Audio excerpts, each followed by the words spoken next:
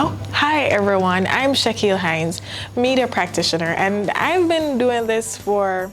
All right, so that's not the most important figure here. Rather, my favorite time of the year is coming up, Christmas. And of course, there's a whole lot of spending and splurging that is often associated with the period.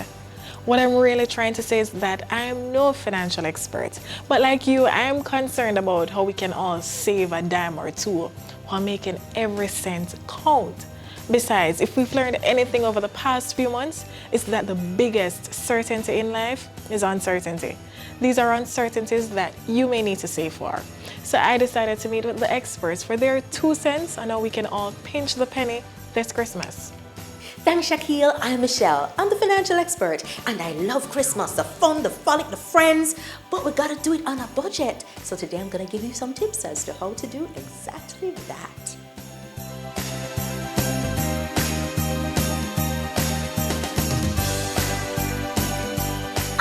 Thank you so much are the words we want to hear when we give a gift. But how do we spread love and good cheer to those that we hold dear and still have money left over for next year? So therefore, it means that we need to have a lot of creativity added in, a tops of energy, and then a lot of love. So today I'm going to take you through 3 questions you need to ask yourself in making sure that you get the right gift for the right person, and take you through how the love languages will help you to gift the special gift to those that you love. So the 3 questions are: 1, what's the max I can spend? 2, to whom must I give a gift? And 3, what is their love language? So 1, what's the max that I can give? Listen, essential expenses are exactly that, essential. So therefore, in terms of credit card payments, whatever other loan payments, your utilities, etc., they are still essential. So those things must be covered first.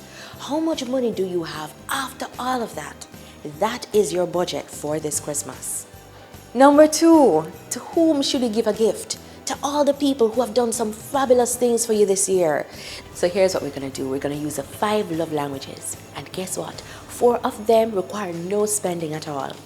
The 5 love languages are touch, time, affirmation, service, and gifts. Interesting, but Michelle, how exactly do I translate those 5 love languages into actual Christmas gifts? So touch, these people love your physical touch. So what could you give them? You could probably do up a gift certificate for a massage, a foot rub. What else can you think of? Time, these people need quality time with you, so why not give that to them? And you know, this may be something really great for grandparents. So how about doing up a coupon that says me and you? For X number of hours in the day, you choose the date. So affirmation, your words of affirmation, your words telling them all that they mean to you. So how about making a card or purchasing a card, but you write in your own special words? Acts of service, this is doing something specific for that individual, something that really means a lot to them. So how about the couple that you love who have a little one? How about making a coupon to say, hey, for one night I'll babysit while you do something romantic together? So now that we've covered the 4 that do not require any money at all, now let's look at the one that can require a little bit of money, and that one is gift giving. But make it special. What people want are good memories to say, wow, I got this from this person and they really thought about me. Thanks, Michelle. Sounds pretty simple and cost-effective, right? Well, as you think about who you give your time, your affirmation, acts of service, or just your physical gifts this Christmas, there are some other things you could consider doing to have a frugal yet fun Christmas. But also bear in mind that this time around, things may look a little different. Well, Christmas this year is going to be different, eh? A lot of people have lost their jobs, number 1. Number 2 is still in a COVID environment, which means that you're not going to be able to be having large gatherings. It's going to be a little more toned down now because of those 2 things. But the truth is that you still can enjoy what the real meaning of Christmas is. And I think this has given us the opportunity to get back to the real meaning of Christmas. So it's about spending time with family and friends, but you can still have that family dinner. And to cut down on the amount of money, maybe one person will host it, but persons come together, you know, and provide the meal. Always remember also that you can't spend more than what you have, and the truth is that it's not really just about the gifts, but the act of giving. So you can do things. You can make gifts, for example. If someone is a creative person, you know, you can make gifts. You can give things that don't really cost a lot, but it still has a very sentimental attachment to it. Children expect a lot.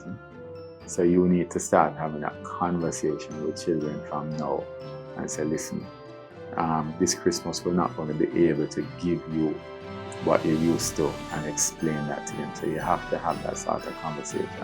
Pick your gifts very carefully. So, you know, a lot of people give gifts just willingly to people they don't even know, just acquaintances with.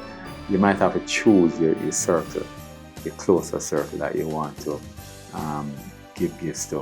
One of the things I do, for example, is I always buy my Christmas gifts like October, November, because people know that people get caught up and spend a lot during that time.